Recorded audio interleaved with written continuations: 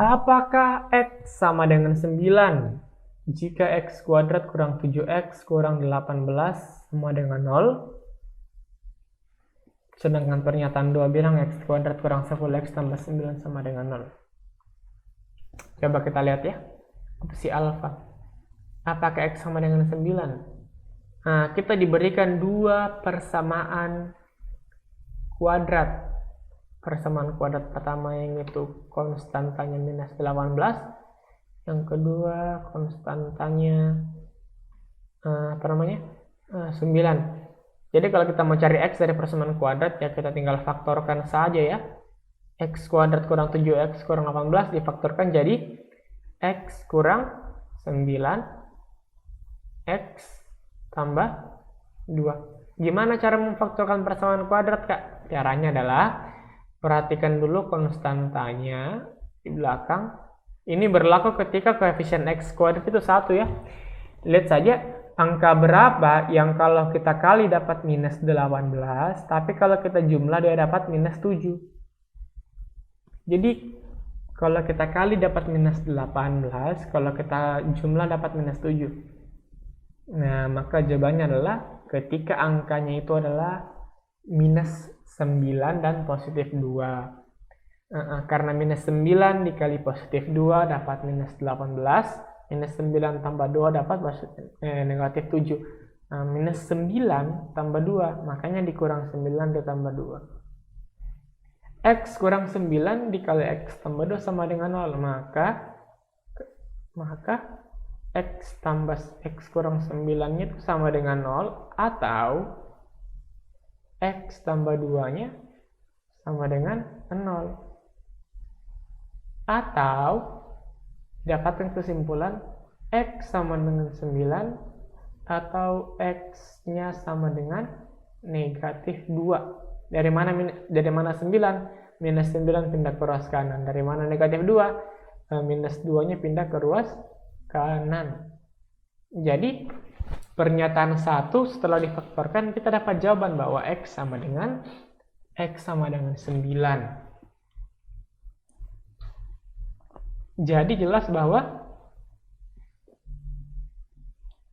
pernyataan 1 didapat dua jawabannya, X-nya 9, X-nya minus 2. Jadi saya rasa ini belum cukup untuk menjawab pertanyaan dari soal, karena soal yang dia minta X itu benar enggak dia tepat 9. Mungkin enggak, tidak ada kemungkinan lain selain 9. Nah, ternyata kita masih dapat kemungkinan lain, yaitu X-nya sama dengan minus 2. Jadi pernyataan satu ini belum cukup ya. Nah, sekarang coba kita gunakan si pernyataan kedua. Saya tarik ke bawah sedikit.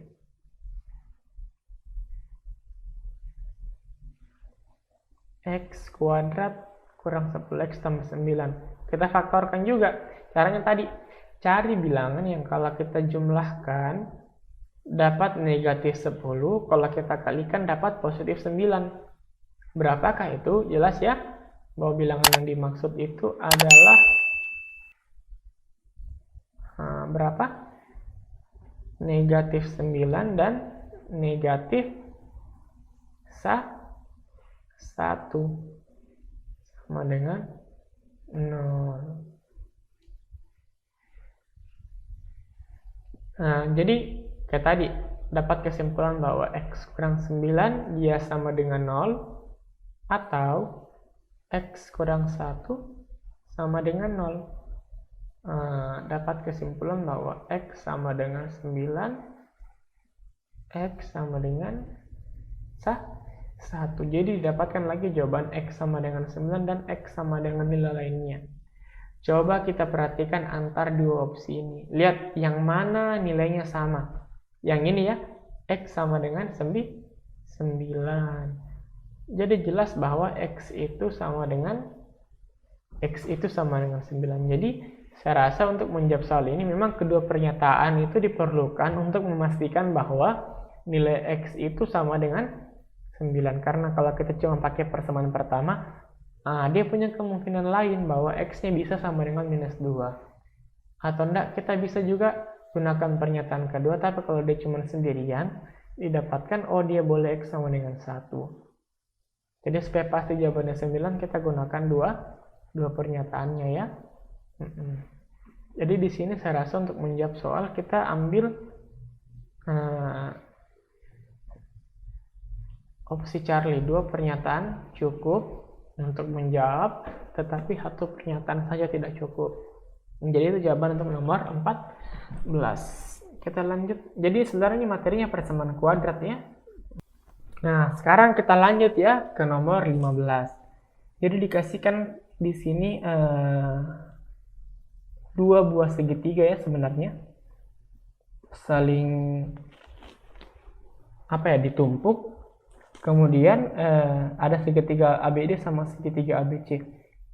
Ini merupakan titik perpotongan antara sisi AC dan sisi BD, di mana EF adalah sebuah garis yang tegak lurus dengan sisi AB.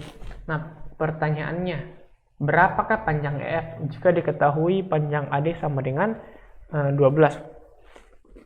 Sama kayak soal tadi, dikasih 2 pernyataan. Dan sekarang tugasnya kita adalah untuk mencari tahu kira-kira cukup tidak 2 pernyataan ini untuk menjawab soal, atau salah satunya pun sudah cukup. Pernyataan 1, diketahui AB sama dengan 16. Kalau AB-nya sama dengan 16, jelas bahwa kita belum bisa mencari tahu berapa panjangnya EF. Karena kalau yang ditahu cuma AB, yang kita bisa cari itu cuman sisi BD ya, itu pun kalau mereka siku-siku. Tapi saya rasa ini siku-siku. Jadi jelas bahwa ini segitiga ABD di siku-siku di A. Walaupun diketahui panjang AB berapa, kita belum bisa mencari panjang sisi EF. Yang kita bisa cari itu cuma BD. EF tidak bisa. Karena untuk mencari EF, kita harus setidaknya mempunyai informasi tentang panjang sisi di salah satu sisi pada segitiga ABC. Jadi pernyataan 1 tidak cukup ya untuk menjawab. Coba kita pindah ke pernyataan 2, BC sama dengan 6. Bagaimana kalau misalkan yang diketahui cuma BC sama dengan 6, tapi tadi AB tidak diketahui berapa? Bisa tidak menjawab? AD 6. Pada gambar di atas ada sejar BC, sejar EF. Jelas bahwa tidak bisa ya. Kalau modalnya cuma AD sama dengan 12, BC sama dengan 6, kita tidak bisa juga mencari panjang EF. Karena kenapa? Untuk mencari panjang EF ini kita bisa gunakan prinsip kesebangunan antar 2 segitiga atau antar 2 bidang. Jadi tadi kalau kita perhatikannya segitiga ABD, kita punya 2 segitiga yang saling sebangun, yaitu segitiga ABD dan segitiga EFB, mereka saling sebangun. Begitupun di segitiga ABC, segitiga ABC itu sebangun dengan segitiga AFE. Jadi ingat ya, di segitiga pertama ABD kita bisa mencari panjang EF menggunakan prinsip kesebangunan. Sedangkan di segitiga kedua kita juga bisa mencari panjang EF menggunakan prinsip kesebangunan, dengan syarat kita harus tahu panjang BC berapa, panjang AB berapa ya. Jadi untuk mencari EF itu kita bisa gunakan prinsip kesebangunan, tapi dengan syarat tadi kita harus cari tahu berapa panjang setidaknya beberapa sisi di masing-masing segitiga. Jadi jelas bahwa untuk menjawab panjang EF kita butuh 2 pernyataan. Jadi jawabannya Charlie ya, 2 pernyataan bersama-sama cukup menjawab, tetapi 1 pernyataan hanya tidak cukup. Jadi ingat ya, untuk soal ini kita tidak perlu cari tahu berapa panjangnya EF. Kita cuma disuruh cari tahu kira-kira 2 pernyataan ini bagaimana kondisinya untuk menjawab pertanyaan yang diberikan. Jadi ingat, jangan cari panjang EF, tidak perlu. Kita cuma mau cari tahu bisa tidak dicari kalau modelnya begini atau segini. Ini gitu ya. Jadi nomor 15 saya rasa cukup. Pada gambar di atas, panjang CD DB itu rasionya 3:5. Berapakah panjang AD? Ini materi di segitiga ya. Ada yang pernah ingat enggak? Ini pelajaran SMP. Nah, seperti yang dikatakan di beberapa video yang dulu bahwa soal kuantitatif itu dia kalau bukan soal SMP, dia juga soal SMA. Tidak ada sifatnya begini ya. Kalau ada sebuah segitiga siku-siku diberikan, gambarku jelek sekali. Kalau ada sebuah segitiga siku-siku, saya gambar dulu ya. Adalah segitiga ABC. Ini A, ini B, ini C. Dia siku-siku di A. Misalkan ada garis menghubungkan titik A dan sisi BC. Kalau misalkan di sini dia sudut siku-siku, katakanlah di sini D, maka ada sifat yang bilang begini, panjang AD berpangkat 2 itu sama dengan panjangnya BD dikali panjang CD. Nah ini rumusnya, mungkin ada bagaimana rumusnya kak? Nah ini rumusnya gampang ya. Ini rumusnya dari perbandingan luas segitiga. Jadi gampang. Jadi jawabannya AD kuadrat itu sama dengan BD dikali CD. Jadi sekarang kita lihat pernyataannya ya. Pada gambar di atas perbandingan CD sama dengan 3:5. Jadi kalau kita tahu perbandingan C sama D, terus diketahui ya bahwa AD tegak lurus sama BC. Jadi kalau AD tegak lurus sama BC, bahwa jelas di sini adalah siku-siku ya, sama seperti sifat yang dibutuhkan untuk membuat rumus yang saya tuliskan tadi. Jadi kalau misalkan AD siku-siku sama BC dan perbandingannya BD sama CD adalah 3:5, kita bisa cari tahu enggak berapa jawabannya si AD.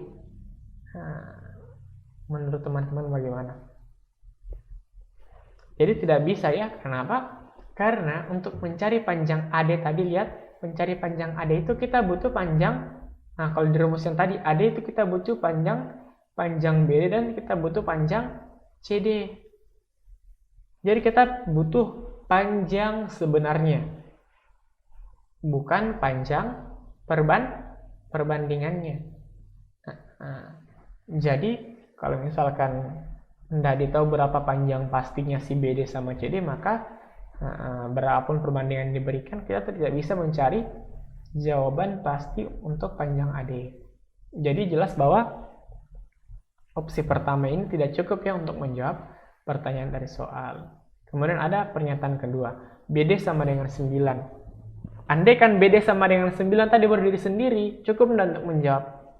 Tidak cukup ya, karena untuk mencari panjang AD tadi kita harus gunakan sifat ini tadi, dimana syaratnya ini si AD harus tegak lurus dengan BC. Jadi memang jelas bahwa sifat pertama ini dibutuhkan untuk menjawab soal. Dan juga andaikan sifat kedua dipakai sendiri tidak bisa. BD sama dengan 9. Kalau misalkan BD sama dengan 9 dengan menggunakan ini ya 3:5, kita pasti bisa mengetahui berapa panjang CD.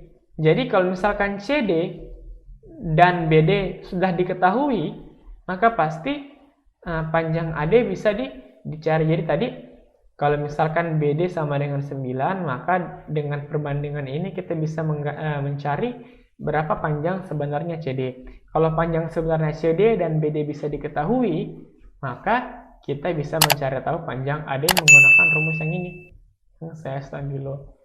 Jadi sekali lagi ingat, kita tidak perlu mencari tahu berapa nilainya AD, tidak perlu dicakar. Kita cuma mau cari tahu bisa ndak dicari jawabannya. Tidak disuruh cari tahu berapa jawabannya. Oke, jadi tadi jelas bahwa jawabannya ini yang paling tepat ya. Dua pernyataan ini bersama-sama cukup untuk menjawab pertanyaan, tetapi salah satunya hanya tidak cukup. Jadi jawabannya adalah Charlie atau C ya. Dan nomor 16 saya rasa cukup.